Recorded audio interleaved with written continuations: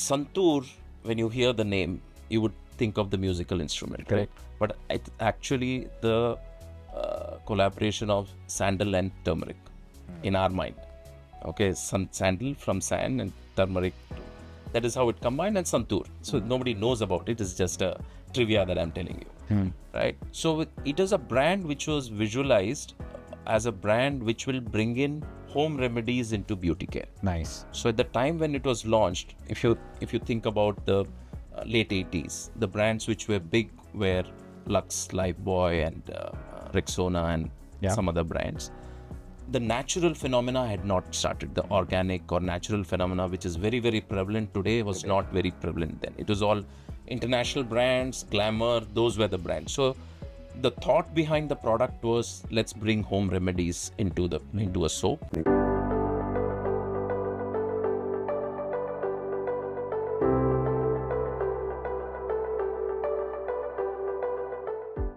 Welcome to the HT Brand Leadership Series, a series where we speak with the country's brightest, country's smartest marketing minds and marketing leaders. And they'll be here and they'll share their insights and strategies that have helped shape their stories. Today, we have a very special guest, Prasanna Rai. He's the CMO and head of e-commerce business at Wipro CCL, a company that has built some iconic brands and very loved brands in both personal care and home care, and has over decades earned deep consumer trust. Today, we'll unpeel that FMCG layer a piece and we'll speak more. Yeah. It's a pleasure to have you here, Prasanna. Thank you for inviting me, Saurabh. The pleasure is ours, and you know why.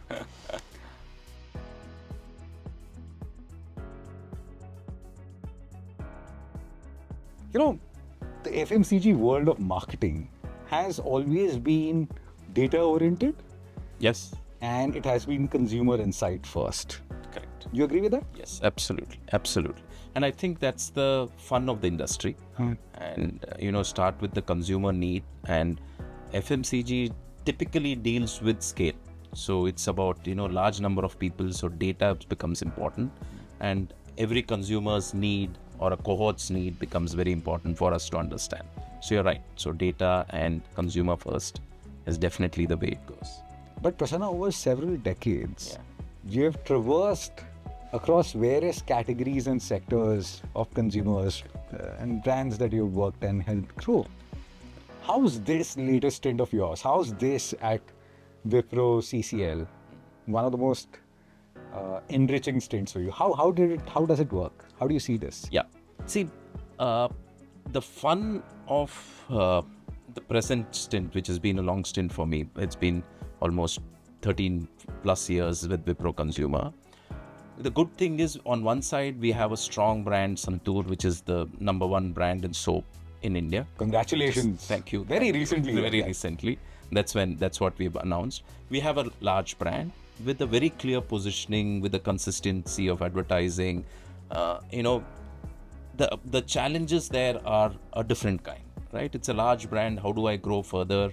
The fear is, how do I keep the loyal customers loyal to me? On the other side, we have 6 brands which we have launched in the last 7-8 years in the home care portfolio. So the mix is fantastic. You know where I'm coming from? There's personal care, home care, plus brands of different sizes. And it's matrixed consciously. It is not by default, it is by design and a very conscious choice. And it's a strategic choice which we've done because the company grew with the brand Santoor. Explain a bit more, unravel this matrix for us. Yeah, so at present, without going into history, at present the portfolio is home care and personal care. Within personal care, it's mainly personal wash. So we are soap, hand wash, body wash. Got it. We would look at personal care as a space to grow in the future. Understood. What is important is we need to pick up categories which have tailwinds in which we need to enter so that the dependence on Santoor comes down. And that's consciously 7-8 years back, we looked at a metric of saying which are the attractive categories and which are the categories we have an ability to win. And we ended up looking at this home care portfolio. Now, this portfolio, because of tailwinds with the category, is growing faster. So our dependence over a period of time has come down. We used to be almost 90% Santoor dependent. Today we are around 70% Santoor dependent. So this is very critical that we manage.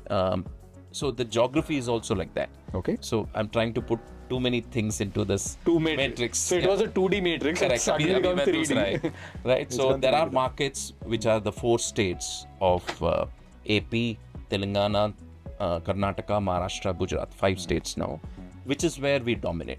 Okay. Now, this domination of Santoor being a number 1 brand by far gives us distribution strength in these markets. Okay. This distribution strength then helps us all our new entries in these states. Got it. So we are focusing there.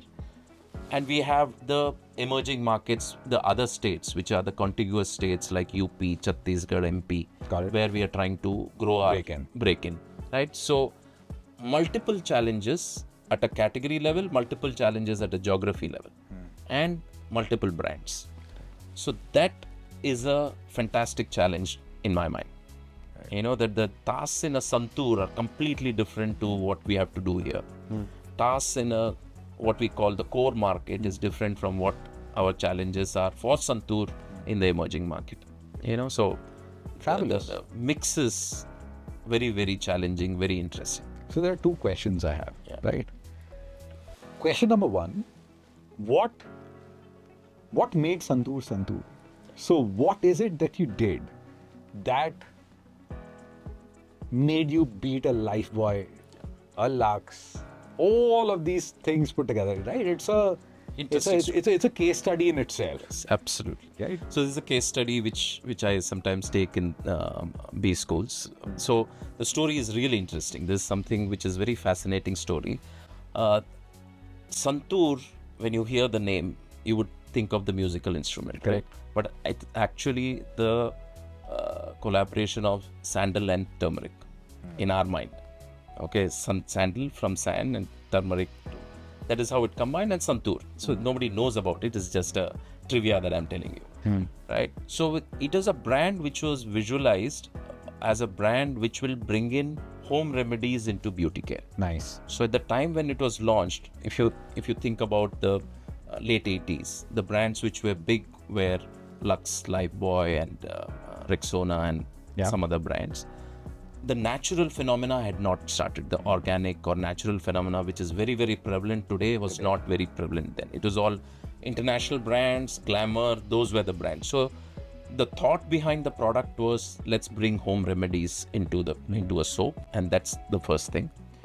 Initially, the focus of the brand was, we've hit upon a great ingredient story. Let's talk about ingredient. So for the first 5-6 years, the storytelling of the brand was about sandal and turmeric. Sandal and turmeric, good for your skin. It did little bit, but it did not, push the button so much.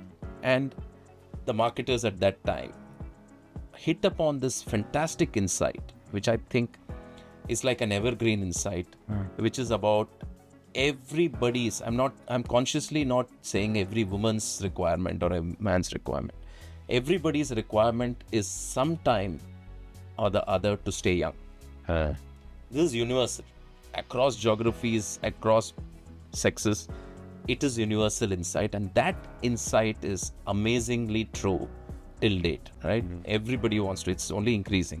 Now, what you do to stay young could be changing, but that insight is still valid. So that's the first thing. So that I think that positioning of younger looking skin was fantastic insight. Second is the people who worked at that time. How do you present this to the consumer in a storytelling format was the mistaken identity, the typical ad which everybody talks about, kid coming running, the mistaken identity, the woman who's a mother Santoor is mom. Santoor mom. So that story.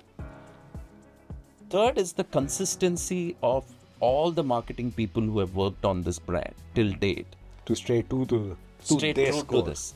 At the same time, present the woman in a very contemporary way so that the present day woman is able to relate with it. So we in fact have a series of set of women. Initially the woman was a home she's restricted to the homemaker. Not a homemaker, but she's restricted to the home. Fair. Then she moved on to a caring mother. Yeah. Then a fun mother. then a mother who's going out to work, An independent then it's an achiever. And today it is almost the present ad talks about she's an achiever, but she's cool about a young kid trying to flirt with him. Yeah. With her. So 10 years back, I couldn't have imagined such an ad today. But today's contemporary woman is cool about these things, and we've also brought in the husband. So you make it much more holistic what the present day woman can relate to. So that's from the communication positioning side. I think another thing also contributed when we started off in the late 80s. We were a very, very small brand, and we took a conscious decision that we will invest behind the brand in one state. Okay. So we picked up Andhra and we went all out there. So the share of voice of our advertising was much bigger than almost the top 3 players. Got it. So You would have at that point of time, not being the largest brand, you'll be probably the 4th or the 5th brand. And you were outspending the number 1, number 2 player. Correct. And over-invest in that market in every aspect of the business. Okay. In terms of dealing with the trade, consumer activation, local activation. I think these 3 would be the reasons which I can attribute. Positioning clarity based on consumer insight, consistency of that same advertising continuously, and then picking up each state and going all out in that state. And once you crack there, then move on to the next state. Right. Because it's very easy to spread yourself thin to get 1 year's revenue growth, but it becomes difficult on a consistent basis. So take one state and be really, really focused there.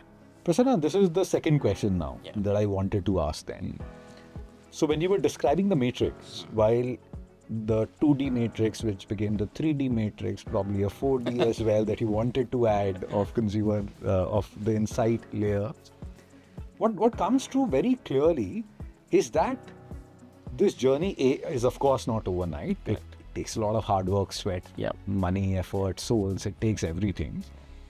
But more importantly, the strat behind it, the width of the product portfolio backed by consumer truth and the strength of the brands that play, but also going in very deep into that a particular geography, right? That's come true in certain geographies as such. What are some of those myths or what are those conscious truths that you found they're not truths at all, but you actually broke the category code? Very good question. Actually, it's a very good question.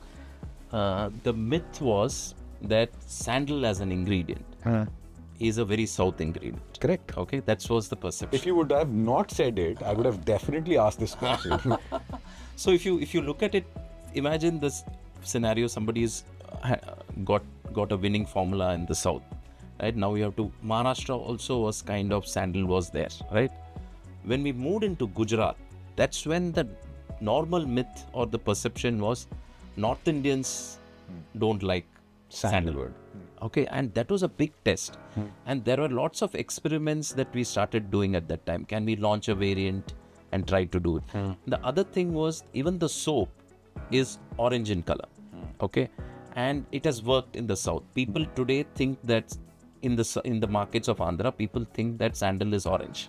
It is not, which is brownish. But because of the brand is so strong, that was the perception. Nice. Again, the question was, will this color, will sandal work in the north? And that was the big test that we had to get into when we started attacking Gujarat. That was our market which had to prove. And when we got success there and we became number 1 there, then it has given us confidence that, it's a question of, you need to present the right story to the consumer, right product, what is contemporary from a product perspective also, and also from an advertising and a connect, it will work. So the mix we are confident of,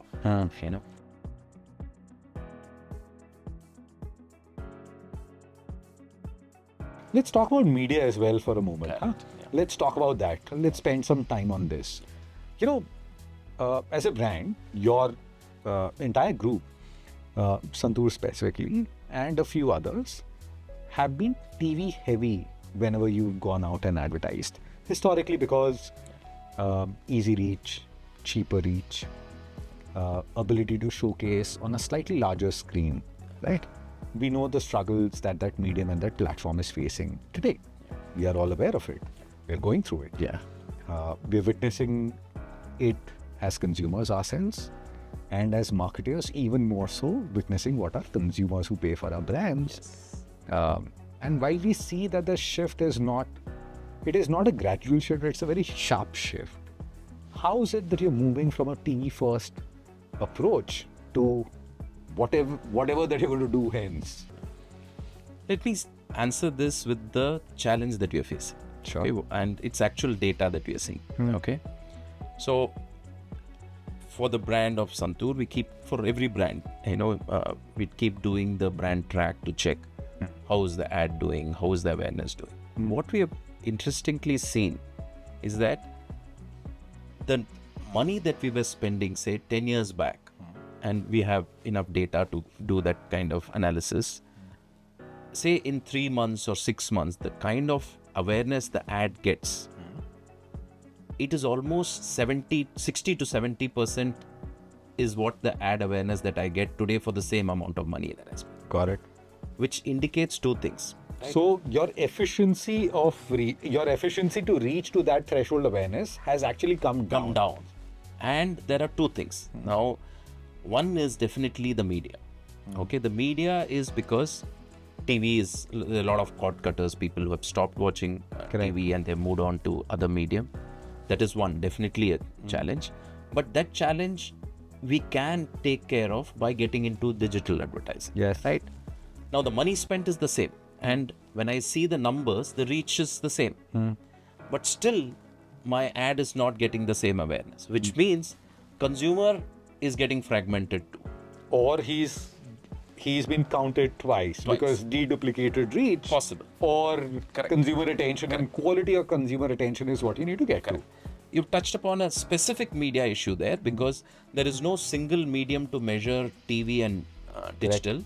So what happens is with the belief you spend X amount on TV, X amount on Y, the combined I don't know. Yes. So the point that you're making, I might be inefficient from that perspective. Yes. So that's an issue. That's for one the industry. thing that we need to solve for. We need to solve for as an industry.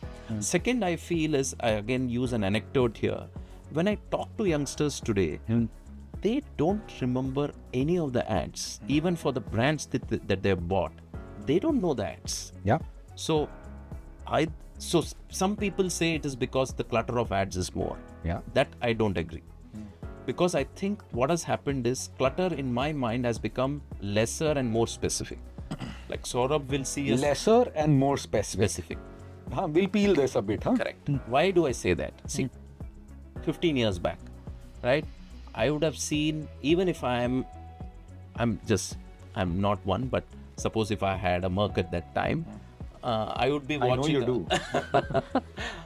I would be watching a pan masala ad or a local underwear brand ad or something like that. Fair. Plus, I will be sick. So my clutter of advertising hit on me is very high. Yes. Today, because of the targeting, I would see the ads which are relevant to me. Got it. But still, the awareness of ads and its correlation to sales seems to be a question mark. Now, it's a big challenge whether it is a media problem, whether it is a content or the ad messaging problem, or a targeting issue. So that's the biggest challenge that I see as consumer requirements, consumers' media choices, consumers' channel choices, e-commerce, quick commerce. So it's made this whole business more complicated than what it was. Okay. And I think it's a process of learning. I don't know whether as an FMCG marketer and an industry person, we still have the answers clearly. So what is that next experiment that you're going to execute to unpeel this? Yes. So in this, what is happening is with this problem, a lot of people who are coming into, like I can see it with my team who are youngsters coming. What is happening is reach is being confused with buzz. Fair. Right? What is happening is if something is buzzing, which is my social circle listens, did your target consumer listen or see the ad? Fair. There is a big difference. So Correct. A lot of people are running behind, let me create a little bit of a buzz and I'm happy about it. Because the measurements have to validate whether I'm doing the right job or not. Fair. Right? And in FMCG, my benchmark is you need to have scale. You do a small activity, some 5,000 people participate. That's not good enough for FMCG. FMCG should be talking in lakhs and millions. Only then that number converts into different stages of correct. It's revenue and EBITDA. So it's very important that we have a measure saying, do I get scale with different experiments that I do? Learn from those experiments and keep repeating it.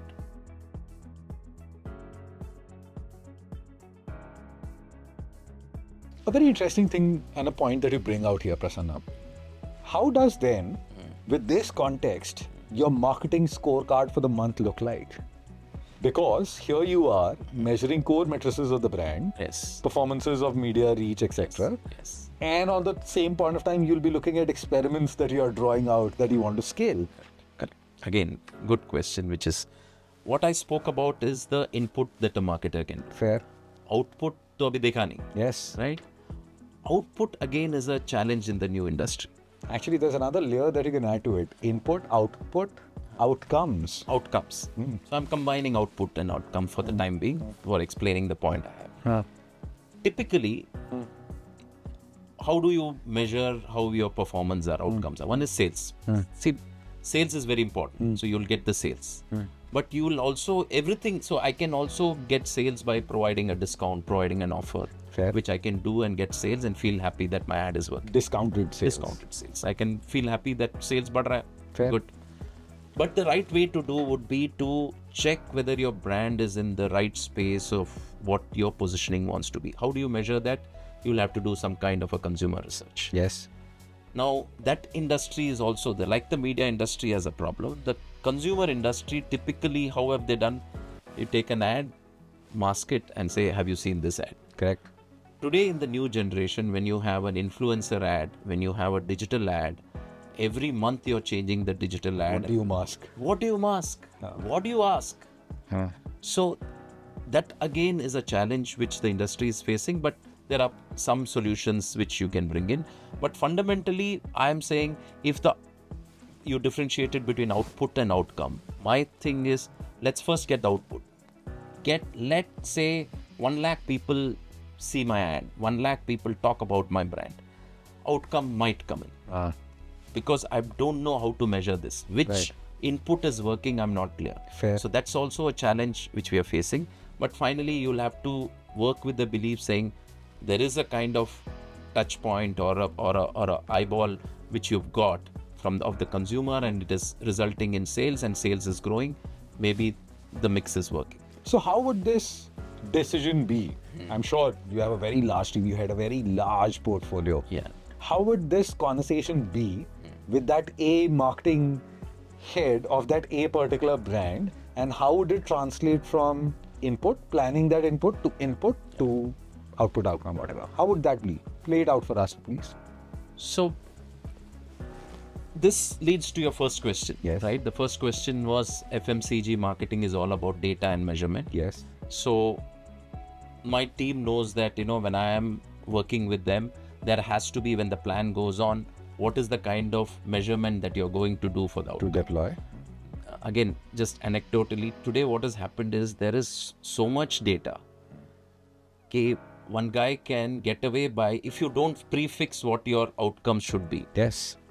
They'll all throw buzz parameters at you. There will CTR, there is engagement rate, there VTR is on VTR. top of So there are multiple parameters which you can talk about. No, this campaign has helped me build this. This other campaign, I will take another parameter because I see that parameter. So pre-decide what is your outcome metric. Fair. Very, very important. What would these be?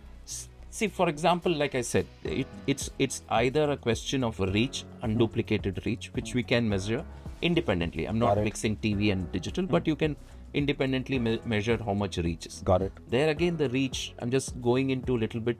The reach cannot be, because the reach given by the channel would be 2 seconds is also a reach. Correct. So I insist that 2 seconds Quality reach. Quality reach. Have the consumer seen 80% of your ad or 70% of your ad? What is the reach of that? So that is one metric which is definitely looked at. Cost per reach Fair. is also very important. Efficiency of the platforms. Yeah, that's important, because if I have another platform which is offline, Fair. I should be doing that. Yes. Right. So that's critical. Third, over a period of time is, through your whatever consumer brand research, are you seeing awareness lifting or imagery lifting? That would be a long-term kind of a metric.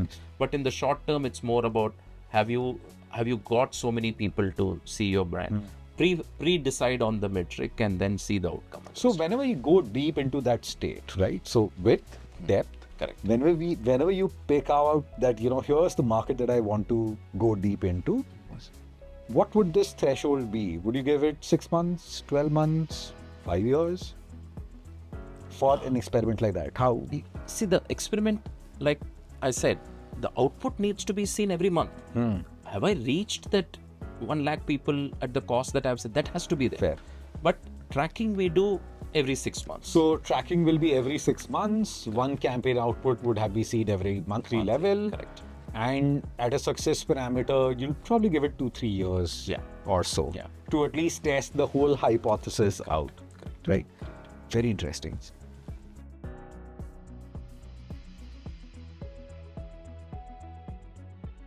In this entire duration of 2 months, 3 months, 6 months, 2-3 years, a lot changes, right? Consumer truths, our behavior, what it was 3 years back versus what it is today, is evolving, and very rapidly at that. And the space isn't coming down, it's only accelerating. Look at what we knew of AI 3 years back. It was probably a buzzword, probably a fad, probably another Y2K at that point of time, right? But look at it today, look at it now. Changes the context of everything. How do you and your team, how do your team of marketeers deal with this specific issue of evolving consumer tastes, behaviors? See, before I come to the question, because you're linking this to how do you know that your brand is in the right direction, right? See, it's very easy for large brands to talk about, I have loyalty, I have brand love and all that, right? So I can say that for Santoor, right? And I can measure that and see how that measure is moving, okay? But if I take a new brand like Soft Touch, which is a fabric conditioner brand, there I would be looking at trials and considerations. So I would not even be looking at loyalty. Nice. So I give a good example or similarity with real life. It's like dating a girl, right? When your relationship is very young, even if she is aware of your name, you should be thrilled about it. Correct. After some time, how many times did she go out with you could be a thing.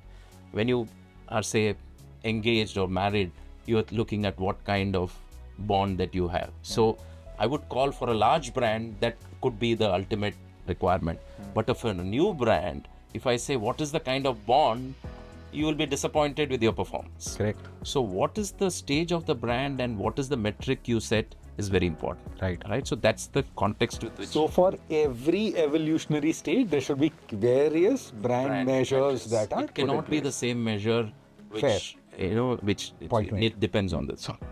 Now, depending on that, each brand manager. Now, coming to the question that you said, that when as a brand moves through the evolution, how does the external parameter change, which is the consumer's parameters?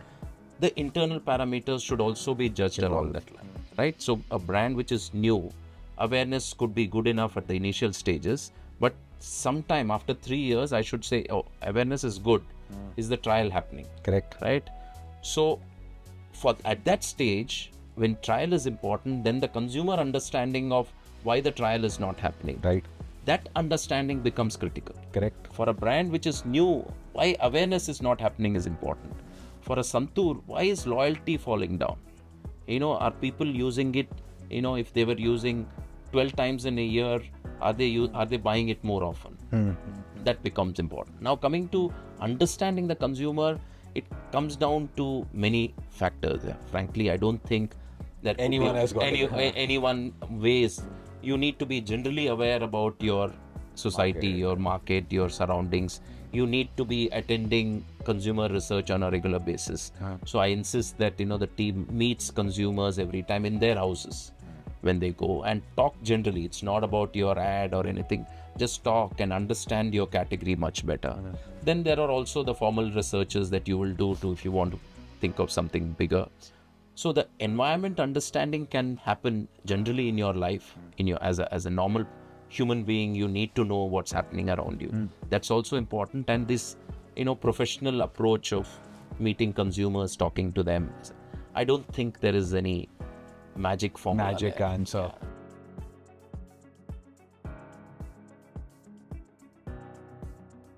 Right. So a lot of local nuances need to be brought in. Yes. Understanding of the brand. There's no one answer that you can give.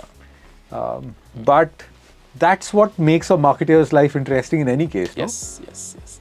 Just one more point I need to add here on this point of understandings. Because our approach of business is one state at a time, we also believe in state level cultural nuances, which is a USP for me. Explain. For example, if I take Andhra versus Karnataka, the same example that I gave you, one state at a time. Correct. When I do an Andhra advertising, I bring in the Telugu nuances. Correct. When I go to a Maharashtra, I bring in, the medium is different. You have a Marathi The nuances of what that particular language will probably bring in. plus the cultural nuances. There will be very specific cultural nuances of an Andhra and Telangana, which I will incorporate in mine. We as a brand believe that I need to be as regionally relevant as possible. So we have, say, product, for example. We know that the fragrance preference of sandal is very different in the north versus south. Correct. So we have a different product for the south and different product for the north. Similarly, in certain other brands, Chandrika is an Ayurvedic brand we have. The understanding of Ayurveda is different in different states. In a Tamil Nadu versus Kerala. Kerala is the hub of Ayurveda. So that's where the brand was born in. When you move to Tamil Nadu, people think that you need to have green ingredients to be perceived as Ayurveda. Understood. So where in Kerala you'll speak about ingredients a lot more deeply? Here, a neem is a good Ayurvedic reference. If you don't have neem, people think this is not Ayurveda. And you'll probably even codify to such an extent that I will, in a 30-second video, My product is different. your product is different. I add a neem there Understood. and talk about the neem there and the Ayurvedic. So it is not just skinning the comms, Yes. it is also changing the base product that is distributed, made for that particular market as well. Yes. Added on other element. It's not only about the brand. We also say promotion. So if we run an offer, okay, typically in Santoor, everybody knows that we keep running offers Correct. once a Trade. year, right? Consumer offers. So we'll have an offer which is different in Andhra, different in Karnataka. Again, that keeps local. that local flavor alive. Yes, yes, yes. Is that what is helping you keep messaging, say for example like Chandrika, right? It'll have generational loyalty and generational awareness and people behave differently to that one product across generations. You spoke of how regional nuances are kept in mind, but these are varied audiences. How do you do that? See, today segmenting the media is not a problem at all, right? And segmenting of distribution is also not a problem. One is general trade distribution. Anyways, you have your teams. Even within modern trade e-com, I can work with those channels and say, so you segment them the market and say, in this market, I want you to focus on this product. So I'm able to segment the market, right? And communication also, because anyways, my belief is instead of doing multiple ads in the same market, which could also be an approach. So you're refreshing, but I feel it's gone too much today. You don't need to change every 3 days. You don't need to change the communication. I feel you need to give a little bit more. Instead of spending so much on that, can I create different advertising for different cultures? Got it. That's the approach that I believe in. But with this comes a very interesting point. These are brands of significant heritage, and it is a legacy that is being built over time. Yeah. And as time passes by, you're only cementing them in a certain way. Yes. Yes. At the same point of time, the consumer segments, newer consumer segments will enter. You'll want to, at the same point of time of preserving heritage and legacy, you'd want to modernize that a bit. It's a very tough one. rope. That's a tough one. I think that's a struggle Santoor is facing and a lot of large brands are facing. So if you segment your consumer base of a set of loyal consumers, people who are exiters and people who are new triers. My primary focus is on my loyal consumers. I should not piss them off. Right? So that's the biggest So challenge. de-alienation check on everything that you do is the first thing. Correct. And this is very, very critical, and it's very important. This is something like when I entered the brand team here, when I joined Wipro Consumer, as an outsider, you'll think, same thing you've been doing for so many years. Wahi sabun, wahi advertising. No, you have to wahi change. sandal, wahi turmeric. But that's the biggest challenge. And large brands, somebody needs to control this obsession of I need to change, Right. without the consumer wanting a change. But Prasanna, don't tell me. You would have carried that H here, that everything that the earlier guy used to do is, that's that marketeer's H. Yes. That I need to recreate it. I need to have a very new, different positioning. That's a challenge which you How have did to you resist it? I'm sure you would have carried it here. That's something. Yeah, the leadership people who have seen the brand for a long time, they have to play that role. Like I play that role now that I'm been with the organization for 10 plus years. That's a challenge which comes from the advertising agency, saying that you guys need to do something, and it's a very tightrope balance. Yeah. You need to carry the positioning and the consistency, but you need to be contemporary. Now, again there is no formula to it. I think it's a gut feel that you have to work with. How much change do you feel the consumer is ready to take in? And I think it's a very, very subtle one. And hence, always you have to fall back on exact consumer conversations that happen in desanitized environments like their homes. Yes. Everyone who's responsible for creating comms, making marketing plans, must be a part of it. Absolutely. And very nice to see that you have mandated it for your teams. Yes. So even for the new brands, that's true for the consistency of clarity of positioning and consistency. That's very important, and that I feel in the new age marketers, that's something which, like I started off with saying, buzz cannot be overpowering your clarity of positioning and consistency. Right. You need to create buzz within these boundaries.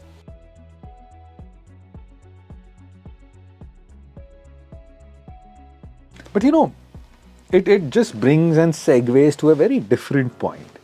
When you do these consumer touch points and when you go out, speak with consumers, listen to them, hear them, and once they articulate, I'm sure you guys all come back and you'll recalibrate, you'll understand, you'll probably go back to your notes that you made 3 months back, 2 months back, 1 month back, 8 years back. And once that calibration happens, there will be a few nuggets that emerge from this. And when those nuggets, or when they are distilled into insights, you take them as clear product feedback that needs to be delivered and landed on. That cycle and change will have to be continuously fed into that cycle regularly. Yes. How do you take care of that?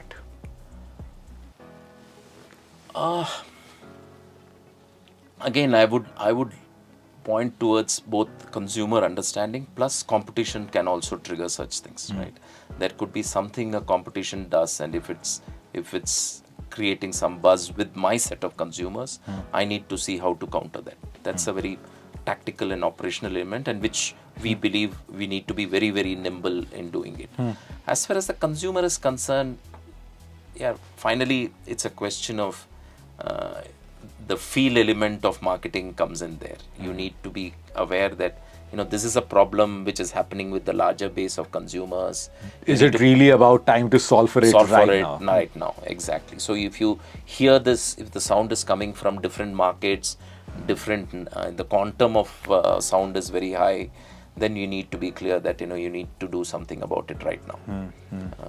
And you need to act on it in whatever way you seem fit. And that's where I think the managerial bit, the leader bit comes in. Then you'll have to take those calls and be responsible for it. Yeah, and own everything that comes alongside. Yes, right? yes. Sometimes they'll work, sometimes they'll probably not. Yes. But that's the hallmark of a good legacy organization. Tell me, Prasanna, when these layers of marketing, insight, seasoned and peppered with professionals and leaders like you taking care of it, it comes with high degree of responsibility as well, right? It changes a lot. How do you balance that long-term brand performance with short-term trends? Example, there's this wave of D2C brands that we are seeing now, right? I'm sure it'll hurt, right? How are you countering? How is Wipro as an organization, Wipro CCL as an organization viewing that? Is it an opportunity? Is it a threat? Is it something that you're going to get deep into? Yeah. So I'm differentiating. See, there are digital brands. Okay. Within digital, there is this D2C, which is direct to consumer, and through a platform, e-commerce platforms also enable us to get distribution and sell. Fair. What this has done is it has democratized the whole distribution piece. Fair. Right? So any brand can get distribution very easily and visibility easily. And you have to spend money obviously for visibility also, because it's not anymore cheap now. It's not cheap. It's not anymore cheap. Yeah. People have to spend money there. There is money going into getting that visibility also. Correct. So there have been experiments on the D2C front which have not worked for us. That's something is a challenge. But my push is, do you need to necessarily be a D2C brand, or e-commerce is a platform which anyways you can target this set of consumers that you're talking about. Create products which are differentiated, do your experimentations through this channel. So what we have started doing is, any new premium option that we want to launch, we first start off with e-commerce. Test it there. Do all your marketing in a focused way where you want. Your distribution costs are less. The launch costs are less. See if it is working. Create a demand for your brand, and then move on to the modern trade and then to general trade. But at the end of it, there's the same DNA of one geography. Let's take one state, pick one state, go deep into it. It's the same philosophy. It's the same philosophy. Same philosophy. Only thing becomes difficult here is cutting the e-commerce into states. As of now, you can do it, but it is kind of not so flexible today. That the platform guys also want to ramp up volumes fast. If you don't ramp up volumes, they would like to delist you. So that pressures are always there. But having said that, are we, as a DNA of our working, have we managed to do that? I should be frank that no, we've not been successful yet. That's something which is a work in progress, and that's something we have to learn. Right. Yeah.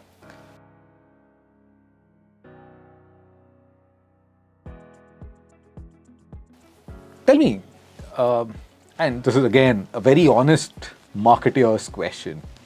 FMCG for marketeers has always been a hotbed of activity, right? I still remember good 15, 20 years back, FMCG used to be the classroom for marketeers. Yeah. You get into an FMCG company, it'll teach you the ropes, and it'll be this fast-paced marketing rundown of everything that you've studied and everything that you need to know to succeed in life. Yeah. You still feel that is true?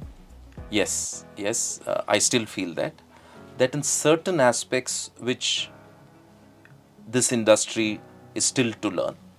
Okay, I'll touch upon that. One is the fundamentals of how to build a brand. I think that is not going to change. The clarity of what the consumer wants, what is your proposition, what is your positioning, what is the kind of brand, how do you build that brand proposition which works, which is distinctive. That fundamentals won't change, and that you get to do better or well in FMCG, and there is a reason why. I'll tell you, first touch upon that. See, this is the industry in which the marketer plays a role in building the product from scratch. Right? If you take, for example, just for the purpose of reference, I'm just taking, if you take a durable, say, since I've worked in the laptop industry, let me take laptops, right? If you take laptop, you have very little input into what the product will is be. being built. You will have a few nuances, but you're not the expert there, right? What comes in the form of how the technology has moved and how technology can help consumers changes is what that aspect. I think FMCG gives you the full funnel visibility, right from need to brief on the product to what you want in the product, testing of the product, supply chain, sales, end to end you get, which structurally in some industry it is not as good. Yes. A marketer doesn't get very few industries will have a full funnel view, right from consumers to production to distribution. So you're responsible for all that, and that's the exciting part of it. The second exciting part is you feel when it does well, you've seen the baby right from the initiation period, so you feel a sense of satisfaction. So a lot of brands which I have helped grow in my previous organization, I'm still attached to it, right? So that's the great thing. Now coming to where the I don't know why I can now guess the soap that we use every single day. I think I already know the answer. Sorry. Yeah. Where is it that industry is lacking? Okay, FMCG. Because we treat in scale, there is a lot of marketing expertise which has come in the database marketing. Fair. Okay, let me reference the digitization of marketing. Digitization plus first party data. Let me take as a reference bank, right? If there is a guy who's doing marketing in a bank, he has data of that consumer on every aspect of what all the person's interest is. Just from the data that he's got from selling this bank account. Bank account to credit card to what is buying, what is transactions, everything. So imagine the level of insight that person has got from data itself. He doesn't have to go and meet the consumer. He can picture the consumer just from data. Correct. Right? Second, because he has a large database within his system, he or she can now market it that way, segment the market, reach out, use the right medium, reach out, get to see what triggers, experimentation becomes easy. That whole piece an FMCG marketer is still not exposed to. So there are a lot of brands and companies who are getting into collecting this first party data, but I think we are way off. I think it will take a long time for us to reach there, but that's a huge piece that we miss. Because distribution has always been channel led. It has never been first party content and data led. Correct. So that piece of marketing is really missing there. The kind of, how do I say, what is the strength of the two marketers if I take here? The FMCG guy would be good at building imagery, building brands for the future. He might not know how to immediately get some success in building sales. Right? So that's the short-termness of the sales improvement could be restricted. Media choices will be restricted. Customization, sharp targeting could be. So his efficiency of spends will be lesser because he's spraying slightly. Fair. The concern with the marketer in a bank or something, he should not end up being too short-term. Fair. And they have to think that how is my brand imagery building, which should also be a metrics. Because when you get deep and deep into data and you get obsessed about, oh, this guy gave me sales, you tend to become short term and you're forgetting what is your brand the way the brand is building. So that is the challenge for that kind of a marketer. So I would say those are the positive negatives in the two industry. And definitely FMCG the marketer has to start learning this piece. This piece also has a lot of technology also. What kind of tech backend you need to analyze this data? What kind of tech? There's so many tech organizations and products which have come, which most FMCG guys, like I wouldn't know a lot of them, which a bank or a insurance professional will know about the technology which is used to help marketing. Yes. How do you codify each communication specifically to that one very tiny sliver of consumers? And check which campaign is working. How do I 25 A/B tests lookalikes? together. Yeah. Correct. Yeah. Tell me, what are the last few questions? Right. What are those 3 pieces of advice that you'll give to marketers of tomorrow? Okay. One is, everything starts with the consumer. I'll again go back to that. Being in touch with the consumer is important. And don't assume that consumer thinks like you. You're not the consumer. Fair. You could be one of, if your product is targeted to a person like yourself, then you can use your example and assume. But if you're a guy and if you're selling sanitary napkins, you have to understand what the woman's issues are, Correct. what are the woman's requirements are, and you have to put yourself in her Deep shoes to into understand, right? So it's an extreme example I'm giving for a man to understand a woman's need. But it's very easy for young brand managers to assume that, oh, they are the consumer. I'm the consumer. So that's first thing which you have to be very clear. You should be clear about who your target consumer is and understand them really well. I'll just digress a little bit on this to explain this point, okay? Please. In Santoor, the target consumer for me is a young woman who could have a child or not a child, as far as target is concerned. Fair. Right? So in a typical social segment in which the brand managers and all of us fall in, we would assume 29, 30-year-old is a lady who would have a 4 or 5-year-old kid. Right? That's the general perception of a normal brand manager. But when he or she goes for the first consumer visit, they are so surprised that you have 22-year-olds with 5-year kids or 23-year-olds. So it's a life stage which we are talking about rather than the age. Correct. So you can't assume that because in your friend circle you're seeing a girl of 28, 29 with a 5-year-old and her life stage is completely different. She has worked for 8, 9 years. She has enough money versus the real consumer there is actually a 22-year-old. She's not even settled. She doesn't have a, her life stage is very, very different. So that's the example of you need to know who your consumer is rather than assuming that they are all like me. That's one. Second is, positioning and consistency is extremely important to build any brand, and that has to be imbibed very well, and that positioning needs to be differentiated with competition, and that needs to be very, very well ingrained into your brand right from the beginning. And it's very tough, especially for new brands. For an existing large brand, somebody has done it and you feel good about it, you feel good about talking about it. Like I can talk a lot about Santoor, saying ye hai, wo hai. But if I take Soft Touch or Safe Wash, which are new brands which I'm building, it's still coming up. Correct. So you have to build it, and you have to be flexible with building this positioning. Fair. You need to build in some new things you would have imbibed into the brand, which will be registering in the consumer. Then you should bring it into the brand world. Fair. Create that world for the brand and build it accordingly. But codify it. You cannot miss it out when you become bigger. So that's important.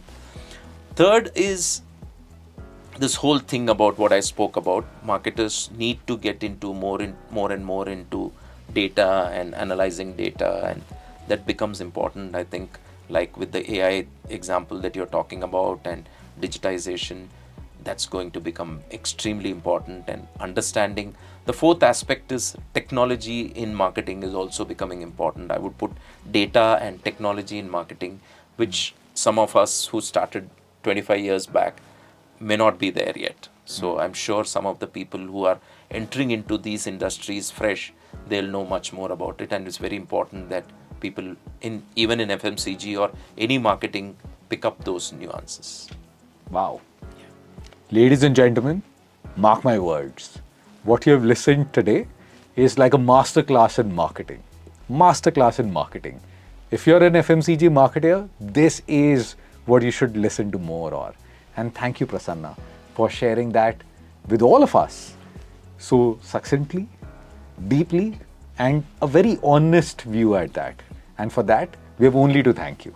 Thank you, Saurabh. It was a fantastic. Actually, your questions were also, had a lot of depth in the understanding of the marketing field, and you were able to pick out those nuances, which I really appreciate. And thank you for inviting me for this. Prasanna, can't help. It's an occupational hazard. We're all marketeers at that, right? Your journey, I'm sure, will stand testimony in time, and it will be a source of inspiration for all marketeers who are going to watch this content again and again and again. Thank you for our viewers for joining the HT Brand Leadership Series. It was a pleasure to have you all witness this entire piece. Thank you. Thanks. Thank you.